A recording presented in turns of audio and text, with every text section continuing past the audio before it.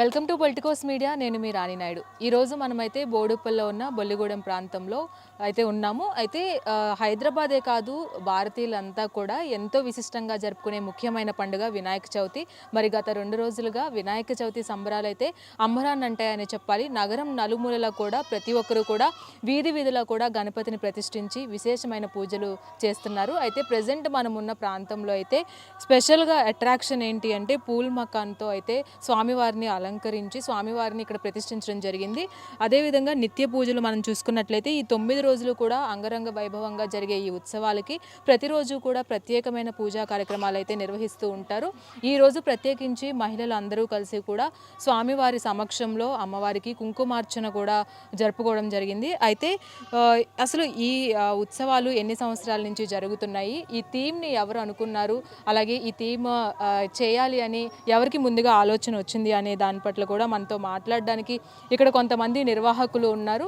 వాళ్ళని అడిగి తెలుసుకుందాము. ప్రతి ఒక్కరూ కూడా ఎంతో వైభవంగా జరుపుకునే ఈ వినాయక చవితి పండుగ కోసం అయితే గల్లీ గల్లీలా వినాయకులు కొలువు తీరారనే చెప్పాలి. అదేవిధంగా వివిధ రూపాల్లో స్వామివారు దర్శనమిస్తున్నారు. అలాగే ఇంటిళ్ళ పాది కూడా స్వామివారికి ప్రత్యేకమైన పూజలు కూడా వినాయక మండపాల్లో నిర్వహిస్తూ ఉంటారు. ప్రత్యేకించి హైదరాబాద్లో ఈ గణేష్ పూజ అయితే ఎంతో విశిష్టంగా జరుపుకుంటారనే చెప్పాలి. అయితే మనతో పాటు మాట్లాడడానికి నిర్వాహకులు కూడా ఉన్నారు. వాళ్ళని కూడా అడిగి తెలుసుకుందాం. పార్వతీ పరమేశ్వరుల కుమారుడైన వినాయకుడికి ఆయన పుట్టినరోజు సందర్భంగా జరుపుకునే ఈ వినాయక చవితికి ప్రతి గల్లీ కూడా వినాయకుల మండపాలతో కలకల్లాడుతున్నాయి. మరి ఈ వినాయక చవితి విశిష్టత ఏంటి, ఇక్కడ ప్రత్యేకించి ఈ ఉత్సవాల్లో ఇక్కడ పూజా కార్యక్రమాలు ఏ విధంగా చేస్తారు అనేది కూడా మనతో పాటు మాట్లాడడానికి పంతులు గారు ఉన్నారు. అడిగి తెలుసుకుందాం. నమస్తే అండి. శ్రీ గురుభ్యో నమః. శ్రీ మహాగణాధిపతయే నమః. హరి ఓం. కలౌ చండీ వినాయకౌ అంటే కలికాలంలో ప్రధానంగా పూజలు అందుకునేవారు చండీ మరియు వినాయకుడు. ప్రప్రథమంగా మనకు వినాయకుడు పూజ వస్తుంది. తర్వాత ఆశ్వీజ మాసంలో అమ్మవారి పూజ వస్తుంది. ఈ వినాయకుడు అన్ని విఘ్నాలను నిర్విఘ్నంగా అంటే ఎటువంటి విఘ్నాలు లేకుండా చేయటానికి ప్రప్రథమంగా ఈ గణేష్ పూజను చేస్తుంటాము. పూర్వము ప్రతి గ్రామంలో ఇది జరిగేది. ఇప్పుడు గ్రామాలు తక్కువైపోయినాయి, పట్టణవాసం ఎక్కువైపోయింది. కాబట్టి ప్రతి కాలనీ కూడా ఒక గ్రామంగా భావించి ప్రతి కాలనీలో ఈ వినాయక నవరాత్రులు జరగడం చాలా విశేషం. దీని ద్వారా మనకు అనేకమైనటువంటి శుభమైనటువంటి అవస్థలు ఏర్పడుతూ ఉంటాయి. మనకు ఏవైతే గణాధిపతి అంటే గణాలకు అధిపతి అయినటువంటి నవగ్రహాలు వీటన్నిటికీ అధిపతి అయినటువంటి గణపతి గారు మనకు అన్ని విధాల శ్రేయస్కరము మరియు శుభకరమైనటువంటి ఫలితాలు ఇస్తాడు. కాబట్టి ప్రతి ఒక్కరు కూడా గణేష్ చవితి నాడు మనము వినాయకుని పూజ చేసుకుంటూ ఉంటాము. ఈ నవరాత్రులు అనేవి కూడా చాలా ప్రశిష్టమైనవి. 9 రోజులు నవరాత్రులు పూజ చేసి 10వ రోజు నిమజ్జనం చేస్తాము. మనకు వీలుంటే 5 రోజులు చేసే వాళ్ళు ఉన్నారు, 3 రోజులు చేసే వాళ్ళు ఉన్నారు. ఎవరి స్థితిని అనుసరించి వాళ్ళు ఈ వ్రతాన్ని ఈ నవరాత్రులను ఆచరిస్తున్నారు. చాలా శుభమైనటువంటి పరిణామం. మన యొక్క సంస్కృతి సాంప్రదాయాలను ప్రతిబింబించేటట్టుగా ఈ కార్యక్రమాలు జరుగుతున్నాయి. కాబట్టి కార్యనిర్వాహకులకు అందరికీ కూడా కృతజ్ఞతలు. Thank you. మనతో పాటు ఇక్కడ మాట్లాడడానికి ఈ ఉత్సవ కార్యనిర్వాహకులు అయితే ఉన్నారు. మరి ఈ ఐడియా అయితే వాళ్ళదే అని అందరూ చెప్తున్నారు. మరి ఈ ఐడియా ఎలా వచ్చింది, స్వామివారికి ఎలాంటి పూజాది కార్యక్రమాలు చేస్తారు, ఇవన్నీ అడిగి తెలుసుకుందాం. హాయ్ అండి, మీ పేరు? హలో, నా పేరు కీర్తన. యాక్చువల్లీ ఐడియా మాది అన్నారు కదా, ఆ ఐడియా ఇచ్చిందే గణపతి. సో ఎప్పుడు ఎకో ఫ్రెండ్లీగా చేద్దాం అనేది మా ప్లాన్ ఉండేది. ప్రతి ఏరియా అయినా సరే ఎక్కడైనా సరే గణపతి ఉంటారని మనం నమ్ముతాం కదా. విత్తనం నుంచి అయినా సరే, మొక్క అయినా సరే, గాలి అయినా సరే. మేము ఇక్కడ తీసుకునేది విత్తనమే, అది లోటస్ సీడ్. పూల్ మకాన్ అనేది లోటస్ సీడే. అది హెల్తీయే కాకుండా ఎకో ఫ్రెండ్లీ కూడా. మనం నిమజ్జనం చేస్తే మళ్ళీ వాటర్లోకి వెళ్ళి మళ్ళీ విత్తనాలతో మొక్కలు కూడా వచ్చేస్తాయి. సో ఈసారి మనం పూల్ మకాన్తో వచ్చేది మళ్ళీ ఇంకో ఎకో ఫ్రెండ్లీగా ప్రయత్నం చేస్తాం చేయడానికి. అందరికీ జై బోల గణేష్ మహారాజ్ కి. ఎస్, మీరు చెప్పండి సార్, ఎన్ని సంవత్సరాల నుంచి ఈ కార్యక్రమం నిర్వహిస్తున్నారు? ఇది ఎన్నో ఏడు, అలాగే ఇలా డిఫరెంట్ థీమ్స్గా ఎప్పుడు ఎన్ని సంవత్సరాల నుంచి ప్లాన్ చేస్తారు? సో ఇది 4th ఇయర్ యాక్చువల్లీ. ముందు ప్లాస్టిక్ ప్రెస్ అనేది చిన్న పెట్టాము, కానీ మేము అంటే ఎవ్రీ ఇయర్ చూసి మాకు ఎన్విరాన్మెంట్ హామ్ అవుతుందని చెప్పి ఇంటెన్షనల్లీ ఒక టీం అందరం గ్యాదర్ అయ్యి ఒక మీటింగ్ కండక్ట్ చేసి లాస్ట్ 2 months నుంచి we have tried many things. Try చేసినాక పూల్ మకాన్ అనేది డిసైడ్ చేసి ఈచ్ మకాన్ అనేది స్టిక్ చేయడం చాలా కష్టం. అయినా మా టీం అందరం ఆ ఛాలెంజ్ యాక్సెప్ట్ చేసి వీ కెన్ డూ దట్ అని చెప్పి యాక్సెప్ట్ చేసి we have done that and it's ఎన్ని రోజులు పట్టింది ఆ విగ్రహం తయారు చేయడానికి? ఆల్మోస్ట్ 10 days పట్టింది. 10 days పట్టింది. ఓకే, ఇది అంటే మీరు నిమజ్జన కార్యక్రమాలు ఎక్కడ నిర్వహిస్తూ ఉంటారు? నిమజ్జన కార్యక్రమంతో పాటు ఇంకా స్పెషల్ ప్రోగ్రామ్స్ ఏమి నిర్వహిస్తున్నారు ఇక్కడ? ఇప్పుడు ఈరోజు మనకి కుంకుమాభిషేకం అయ్యింది, దాంతోపాటు అన్నదాన ప్రోగ్రామ్ ఉంది. అన్నదానం అనేది కూడా రెగ్యులర్ లెక్క కాకుండా we're planning for only for the kids. అన్నదాశ్రమంకి వెళ్ళి వాళ్ళకి అన్నదానం చేయాలి, ఎవరికి నీడో వాళ్ళకి చేస్తేనే అది వ్యాలిడ్ అని చెప్పి ప్లాన్ చేస్తున్నాం. ఇంకా వేరే బుక్స్ డిస్ట్రిబ్యూషన్స్ కిడ్స్కి.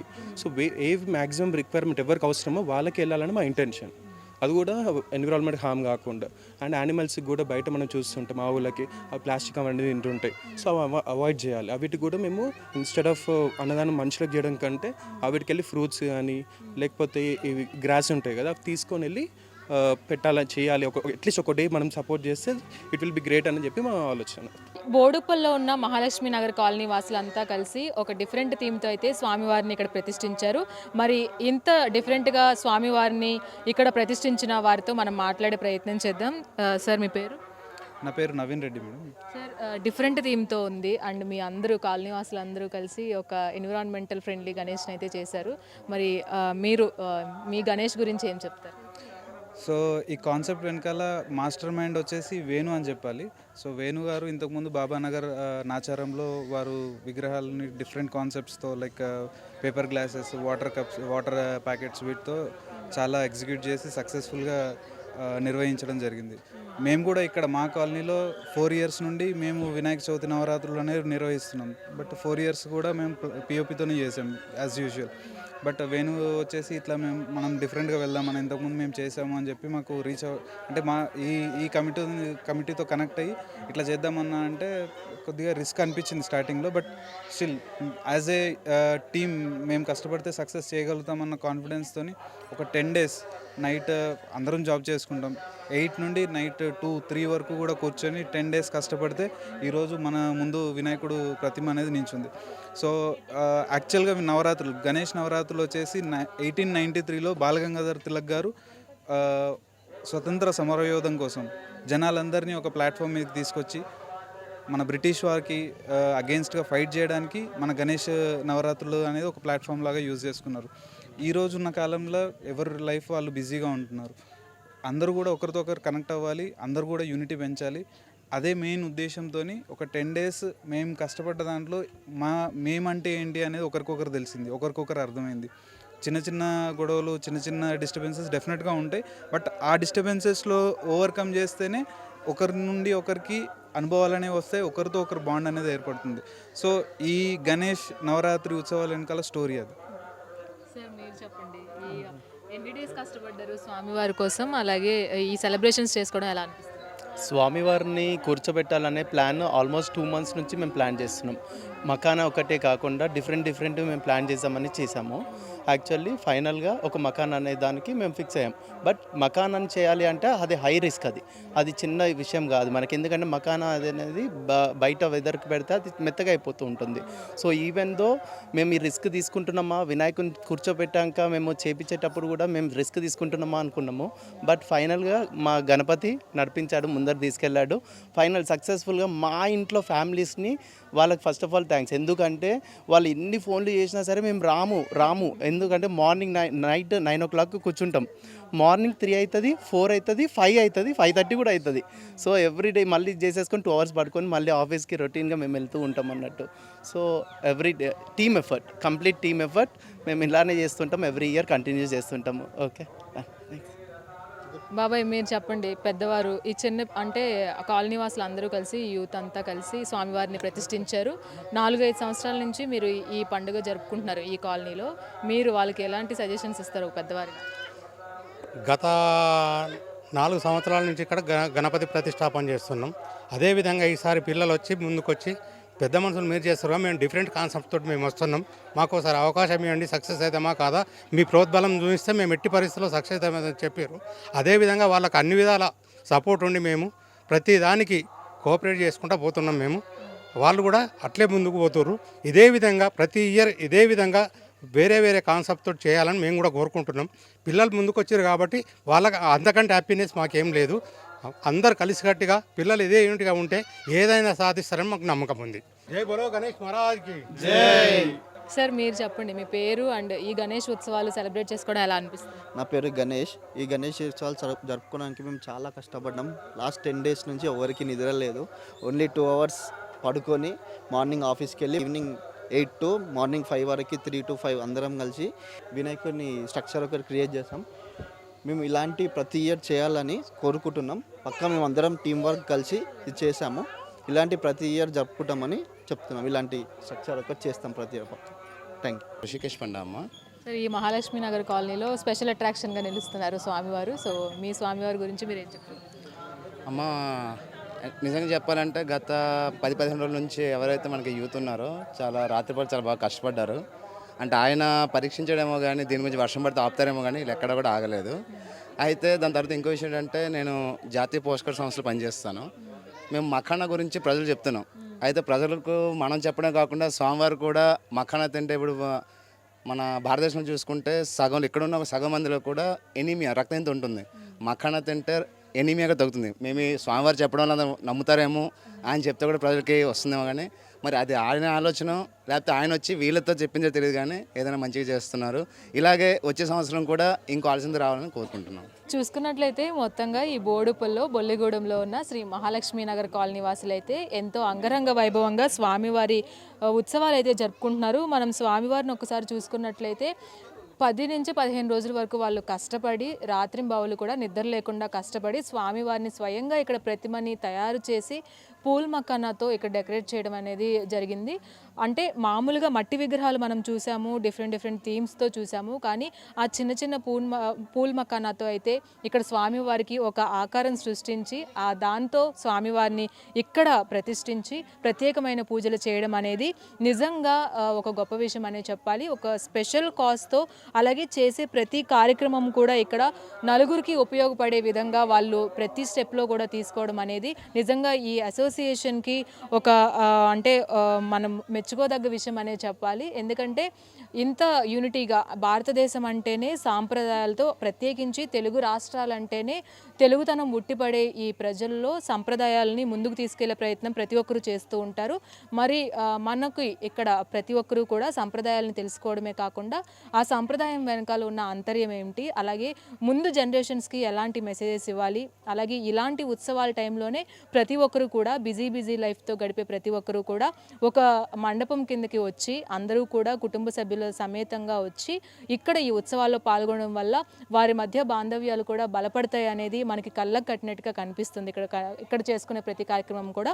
మనతో పాటు మాట్లాడడానికి మరికొంతమంది కాలనీ వాసులు ఉన్నారు, వారిని కూడా అడిగి తెలుసుకుందాం. సార్ నమస్తే, మీ పేరు? నా పేరు రాంబెడ్డి అండి. నేను అసనాపూర్ నుంచి వచ్చాను. ఈ పూల్మక్త వినాయకుడు మా బామ్మాది ఇక్కడే ఉంటాడు. ఇక్కడ నేను చూడడానికని అందరంకెళ్ళి వచ్చాను. ఇక్కడ చూస్తే చాలా మంచిగా అనిపించింది. ఇలా కమిటీ కానీ అందరూ అసోసియేషన్ కానీ అందరూ బాగా మంచి చేశారు.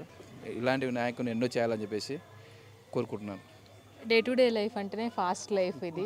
పిల్లలు కానీ పెద్దలు కానీ ఉరుకులు పరుగుల జీవితం ఇది. మరి ఇలాంటి సంప్రదాయాలు మీ పిల్లలకి ఏ విధంగా మీరు చెప్తారు? అందరికీ రేపు వచ్చే ఫ్యూచర్ విషయంలో కూడా అందరికీ పర్యావరణం రక్షించడానికి మట్టి వినాయకులు కానీ ఇలాంటి వినాయకులు కానీ అందరికీ ప్రోత్సహించాలని చెప్పేసి కోరుకుంటున్నాను అందరూ.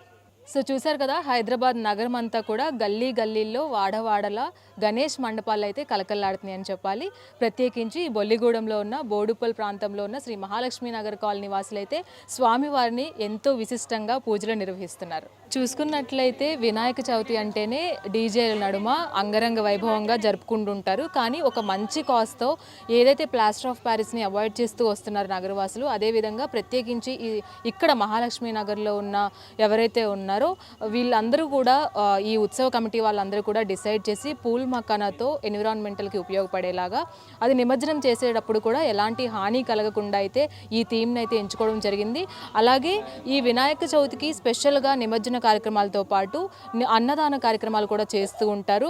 అది కూడా ఒక మంచి కాజ్ కోసం ఎవరైతే అనాథ పిల్లలు ఉన్నారో వాళ్ళకి ఆ రోజున ఫుడ్ డిస్ట్రిబ్యూట్ చేయడము, అలాగే పశువులు ఏవైతే ఉన్నాయో ఈ ప్లాస్టిక్ ఇదంతా నగరంలో మనం చూస్తూనే ఉన్నాము.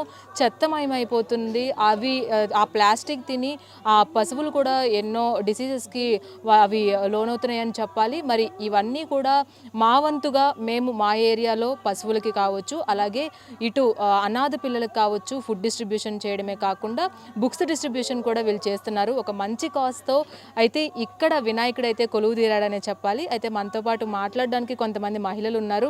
ఇప్పుడే స్వామివారి సమక్షంలో కుంకుమార్చన కూడా నిర్వహించుకున్నారు. వారితో కూడా మాట్లాడే ప్రయత్నం చేద్దాం.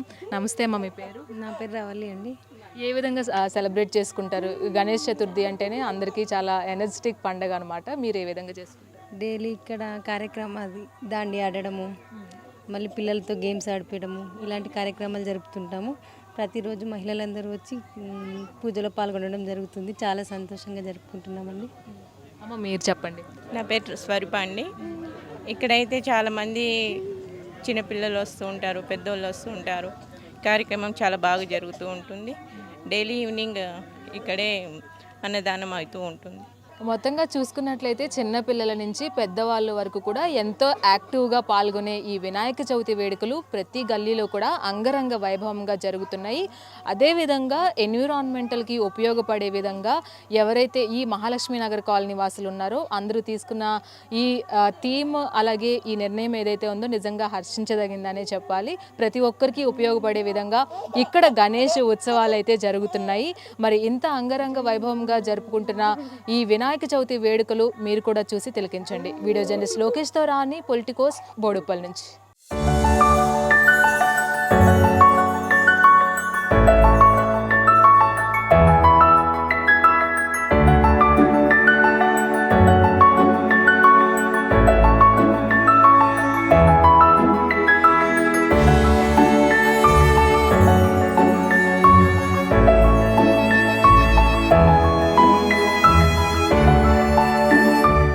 Please subscribe to the channel and download the Politicos app from the links in the description.